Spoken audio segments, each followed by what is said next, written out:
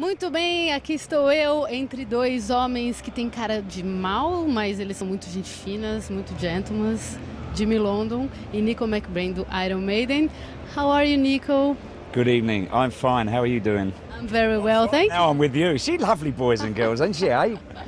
Not so sure about Jimmy over there, but... I'm sorry, I'm leaving, I'm leaving. Problem, mate. No, you stay right there. Stay here. Oh, I'm fine. I'm really excited to be here again. It's been, well, 12 years since we were here last, and then before that, 1985. So it's kind of residency every 12, 13 years or so, you know. But it's great to be here. We always enjoy it coming to South America, especially Brazil, and to be here at the Rock in Rio show. We're really honoured to be here and closing the show as well, which is a first for us. So we're all really excited.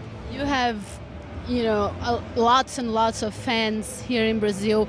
Do you realize that they're getting older and then they are bringing their children? Do you feel this kind of renovation of fans? How does it feel for you to look at this crowd and see young people and older people? It's amazing. It really is, because I don't know if you get a show in Brazil called Doctor Who, right? And in Doctor Who, he's got a TARDIS, which is an old police box, and he goes zipping around through time.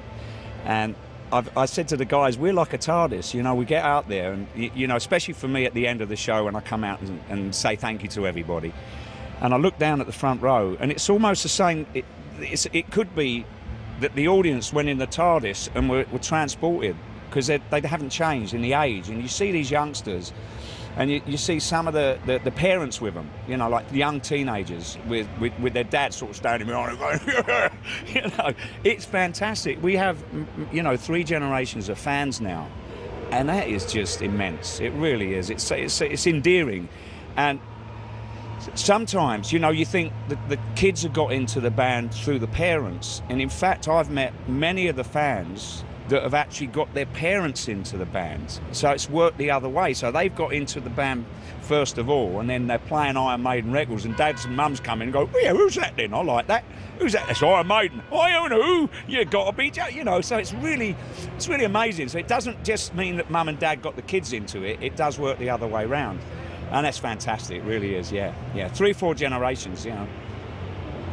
Well, I'm not that old, really, boys and girls, but I was going to talk about that. You don't look that age, and you don't feel that age, I believe. No. But there's been more than 30 years playing drums for Iron Maiden. That's true. When you look back and you say, what? Wow, what the hell have I made? Well, I praise the Lord for it, mate. You know, I mean, He's given us all our health, and we still have this drive and passion, and it's a love affair with the music, you know, and we still love doing what we do together. Otherwise we wouldn't be doing it, you know.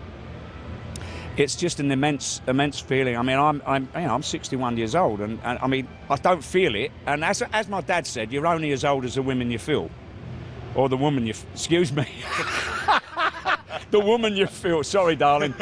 But, you know, so I married a younger lady, so anyway, but it is great. I mean, I find it physically challenging. So, you know, sometimes I'll come off and I'm like, oh my gosh, I know I've done a show, and other times it's just, it doesn't bother me, you know. But you know, we have to look after ourselves a little more than we did in the past. So that's a key to the longevity.